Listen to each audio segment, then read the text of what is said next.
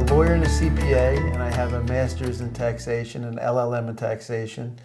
I attended Tulane University for both my undergraduate and my law degree, and I have a LLM master's from Villanova University.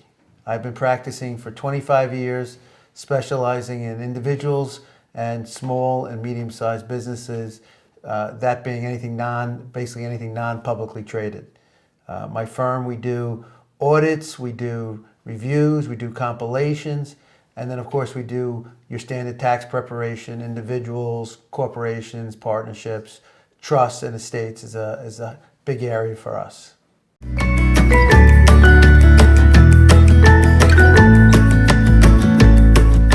Problems come up obviously in our business all the time. One of the big problems usually is when someone's buying or selling a business. And at that point, with my legal background as well as my accounting background, I'm able to analyze a deal to see if it makes sense both from a legality standpoint as well as a economic standpoint to see if it's either time to sell or if it's a good business to buy. Depending on the industry, depending upon what the client's trying to achieve, it may or may not be the right time to buy or to sell.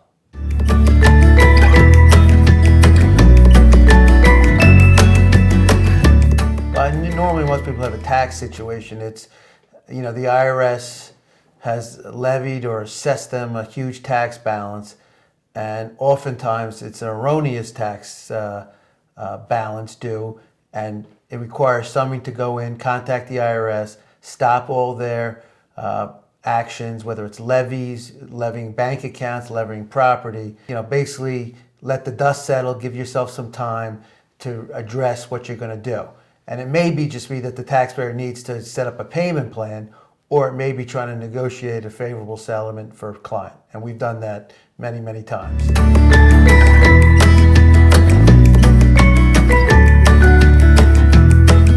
On any given year, we have about 1,200 individuals, a couple hundred businesses, another 100, 150 of estates, 1041s clients that we furnish. And that we either prepare or do some consulting work for in a given year.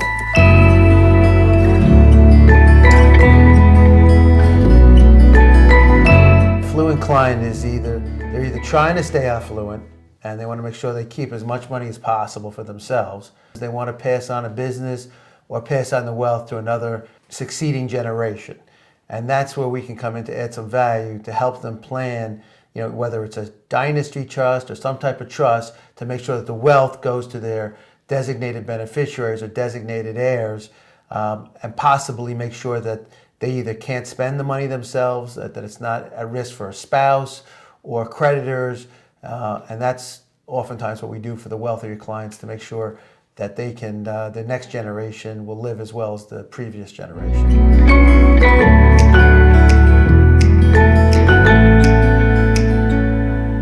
Knowing that you've done a good job for somebody, you've kept them in compliance with the tax laws, they've paid the least amount of tax legally possible, and that they are happy with the service, happy, like I said, with the level of service, and happy for what we've done for them on a given basis. Generally, many clients, will get notes, cards, we'll get gift cards, taken out to dinner, that kind of stuff. We're doing the job that we think we've been empowered or paid to do.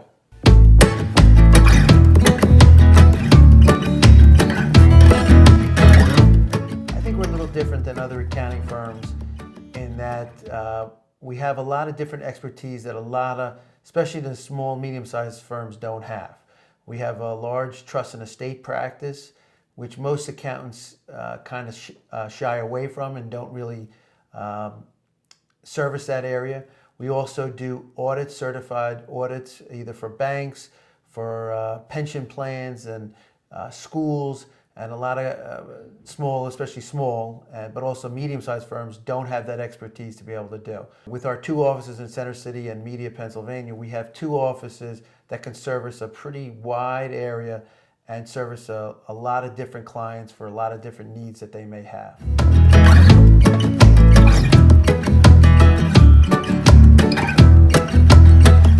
for a lot of CPAs, business, yeah, I guess most people want more business, but the bigger problem in our industry is getting people to actually do the work and finding accountants that are capable, that are certified, and are able to do the work with a limited amount of review after the work has been done. The problem that most accountants have, they have someone who may help with the preparation, but it needs so much hand-holding and corrections that they simply cannot grow very much. And they lack the resources really to get qualified applicants. The applicant today, most people out of college, most people even 30, even 35, are not looking to go with a small 2 to 5 man person. They want a bigger firm with some perks, camaraderie around the office and things like that. And a smaller firm really has a hard time providing those kinds of resources for their people. And that's something that we try to do here. We're a little larger, so we can offer that kind of stuff. And we can attract that younger person willing to work hard, but is willing to grow with the firm, as we grow ourselves.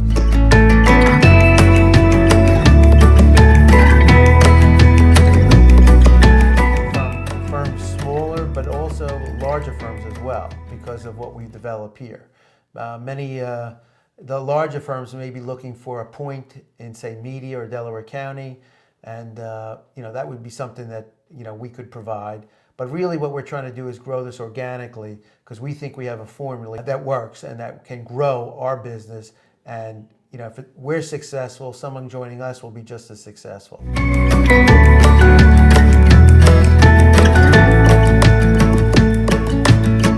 That's certainly part of it. Everyone wants to make more money, but if you're working 24/7 with a lack of support, how long can you do that for?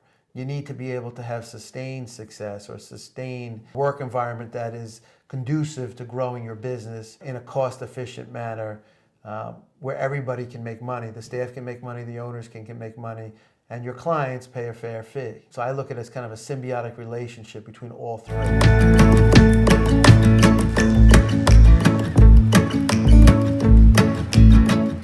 Definitely add a lot of added value. Like, for instance, I own several buildings myself, several commercial buildings as well as some residential properties as well. But especially in the commercial area, I feel like I could definitely lend somebody some expertise to help them either get the financing they need, let them know what they need in terms of a down payment, who's a good lender in the particular area they're trying to go to, with the businesses that are in their location. So we certainly can help in the real estate area, make people make informed, intelligent decisions, whether buying, selling, or looking to get into real estate. On the financial side, because we're that trusted advisor, many people do ask us about their investments. They'll ask us what kind of what do you think a reasonable rate of return should be? I think I'm not doing as well as I think I should. And we oftentimes can help a person look at what they have and what they're doing to see if what they're doing in their investment strategy makes sense for where they are in their life at that particular point. People come to us, should I buy whole life? Should I buy term insurance? What does that mean? I have an annuity. What should I do with that annuity? Or is this the right annuity for me? I understand annuity products have gotten better, and we're able to help and analyze what they have to see if what they're doing is a good idea, or perhaps maybe they should go down a different route.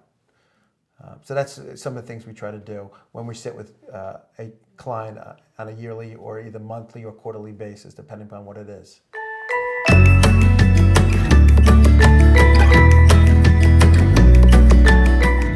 I would say we try to provide expert advice in a cost-efficient manner, but we don't try to sell people anything that we don't think they need in terms of services, but we want to make sure that we can provide any services that they do in fact need, whether it's tax preparation, auditing, or just some financial advice that's not what your typical accountant does.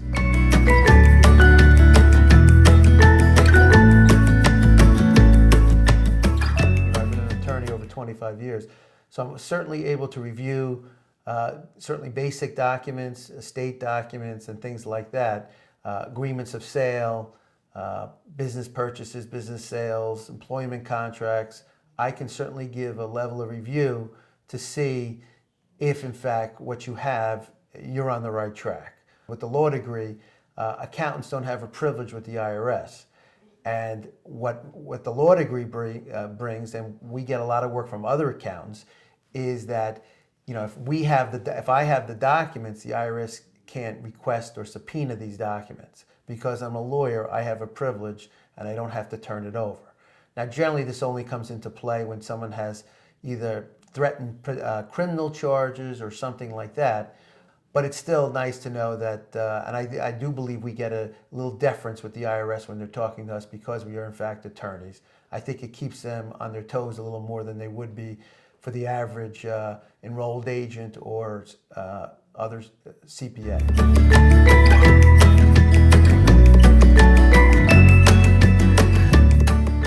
Yeah, I mean, it's 4 elements, but basically what you really want to, when someone's saying tax fraud, they've done something, usually on the income side, not reporting income or altering document. There's been some overt act that they knowingly should not have done.